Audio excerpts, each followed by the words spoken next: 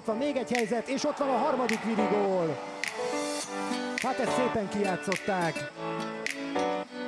Pátkai a gólszerző, de Géresinek is jár a dicséret.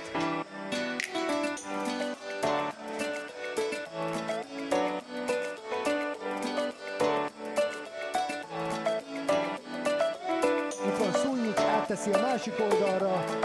Géresi nem tud lőni.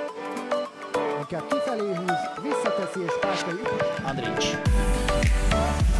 Átmenetileg ember hátrányban a Vasas.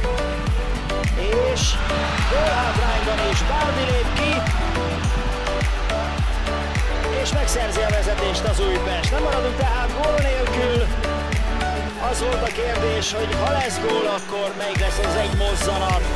Mert egy gól benne volt a meccsben. Mindegy. Úgy döntött, hogy ez belefér.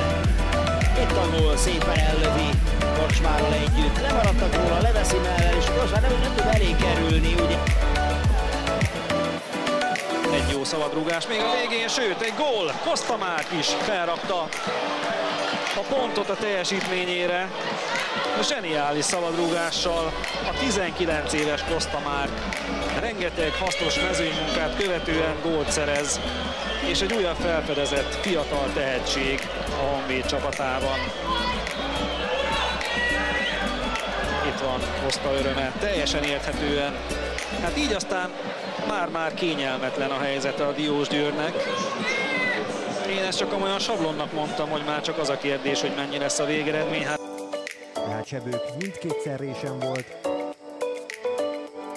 De úgy tűnik, hogy megint a videóton irányít. Jó is a beadás, sikerült tisztázni, Présinger fejelte ki. És ott van a gól ebben a pillanatban, megszerzi a vezetést a videóton. Egyetlen egy perc tel csak el. Juhász Roland pedig bevágta. Hát nem sokat kellett várni a székesfehérvári gólra. Összességében megérdemelt a vendégvezetés. Itt van a beadás, ezt még Présinger kifejeli, aztán jön Juhász és kapásból.